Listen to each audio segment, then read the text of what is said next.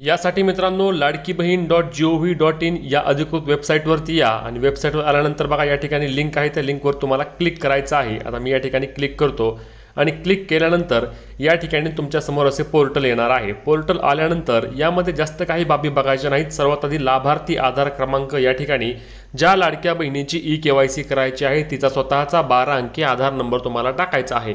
आता आधार नंबर टाकून घ्यायचा आहे। आधार नंबर टाकताना देखील कोणत्याही प्रकारची चूक करू नका, जेणेकरून ई-केवायसी करताना तुम्हाला अडचण येत नाही। आपण संपूर्ण प्रक्रिया पाहणार आहोत की तुम्ही अगदी 5 मिनिटांमध्ये ही ई-केवायसी कशी करू शकता आणि शेवटी तुम्हाला सांगणार देखील आहे की OTP येत नसल्यास तुम्ही काय करायचे। आता या ठिकाणी कॅप्चा कोड जो असणार आहे तो कॅप्चा कोड टाकून घ्या, 545366 जो असतो तो टाकून घ्यायचा आणि खाली फक्त मी सहमत आहे यावर क्लिक करून OTP पाठवा म्हणायचं। तर मी रात्री करतो आहोत, त्यामुळे केवायसी बघा आता ही स्पीडमध्ये कशी होतीये। OTP पाठवावर क्लिक केल्यानंतर बघा या ठिकाणी OTP देखील लगेच गेला आहे आणि तुमच्या आधार कार्डशी लिंक असलेल्या नंबरवरती हा 6 अंकी OTP येतो। यामध्ये लक्षात घ्या, आधार कार्डशी लिंक असलेल्या मोबाईल नंबरवरच, इतर कोणत्याही मोबाईल नंबरवर तुम्ही OTP येत नाही तुम्हाला। त्याच्यामुळे आता मला OTP आला आहे आणि मी OTP या ठिकाणी टाकून घेतो आणि सबमिट करा या बटनावरती क्लिक करतो। सबमिट करावर क्लिक केल्यानंतर बघा या ठिकाणी वेबसाईट लोड घेऊन लगेच वडिलांचा किंवा पतीचा आधार क्रमांक आपल्याला या ठिकाणी विचारला जात आहे।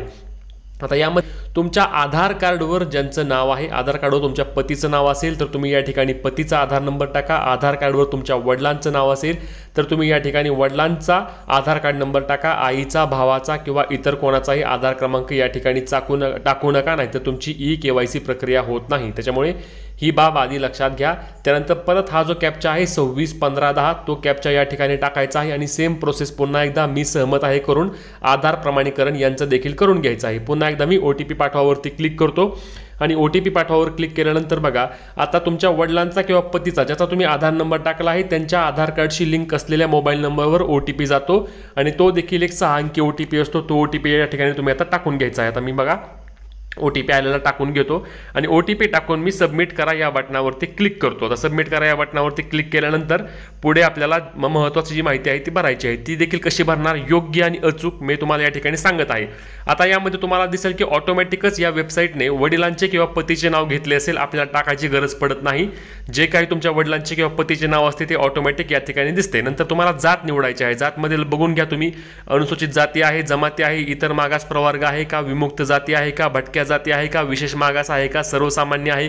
जो तुमचा जातीचा प्रवर्ग आहे तो या ठिकाणी निवडायचा आहे। तुम्हाला यासाठी कोणतेही डॉक्युमेंट लागत नाही, फक्त तुमची जात कोणती आहे ते या ठिकाणी तुम्हाला सांगावं लागतं। आता जी जात असणार आहे ती याची जात आहे, ती जात मी या ठिकाणी निवडतो आणि जात निवडल्यानंतर तुम्हाला खाली जे 2 प्रश्न आहेत ते 2 प्रश्नांमध्ये काय लिहायचं अनेकदा मी सांगितलं आहे, पण पुन्हा एकदा मी तुम्हाला ही प्रक्रिया करून दाखवणार आहे। आता हे OBC आहे त्यामुळे मी इतर मागास प्रवर्ग करतो आणि यामध्ये हे वाचून घ्या आधी काय सांगितले। माझ्या कुटुंबातील सदस्य नियमित कायम कर्मचारी म्हणून सरकारी विभाग, उपक्रम, मंडळ, भारत सरकार किंवा राज्य सरकारच्या स्थानिक संस्थेमध्ये कार्यरत नाही किंवा सेवानिवृत्तीनंतर निवृत्ती वेतन घेत नाहीत म्हणून तुम्हाला या ठिकाणी होय म्हणावे लागणार आहे। पुन्हा एकदा वाक्य व्यवस्थित वाचवा, हा ट्रिकी प्रश्न असणार आहे, अनेकांनी चुकवला आहे, तुम्ही चुकवू नका। या ठिकाणी होय म्हणा आणि होय तरच म्हणा जर तुम्ही खरंच तुमच्या कुटुंबामध्ये कोणीही वेतन घेत नसेल, कुणीही जर पेन्शन घेत नसेल तरच होय म्हणा, नाही तर तुम्ही चुकीची माहिती भरले तर पुन्हा एकदा तुमचा फॉर्म रिजेक्ट होईल। आणि माझ्या कुटुंबातील केवळ एक विवाहित व एक अविवाहित महिला योजनेचा लाभ घेत आहे। आता एक कसं ठरवायचं, एक रेशनिंग कार्ड म्हणजे एक कुटुंब, त्यामुळे लक्षात घ्या तुमच्या रेशनिंग कार्डवरती एक विवाहित आणि एक अविवाहित दोघींनाच यापुढे पैसे मिळणार आहेत। त्याच्यामुळे या ठिकाणी होय करा आणि होय केल्यानंतर खाली जो एक बॉक्स आहे त्या बॉक्स समोर टिक करा आणि टिक करून सबमिट करा या बटनावरती तुम्हाला क्लिक करायचं आहे। आता तुम्ही म्हणाल की तुमची ई-केवायसी एवढी स्पीडमध्ये काय होती, तर बघा वेबसाईट चांगली चालल्यानंतर तुम्ही अशा स्पीडमध्ये ई-केवायसी करून घेऊ शकता। मी कम्प्युटरवरून करतोय, मोबाईलमध्ये देखील जेव्हा वेबसाईट चांगली चालते तेव्हा ई-केवायसी तुमची पटपट पूर्ण होते। सबमिट करा या बटनावरती क्लिक केल्यानंतर परत OTP वगैरे काही येत नाही आणि तुमची ई-केवायसी प्रक्रिया किंवा पडताळणी यशस्वीरित्या पूर्ण झाली आहे असा तुम्हाला पॉपअप येतो। यानंतर तुम्हाला तुमच्या आधार कार्डशी लिंक असलेल्या नंबरवर किंवा कुठेही तुम्हाला मेसेज वगैरे काही येत नाही।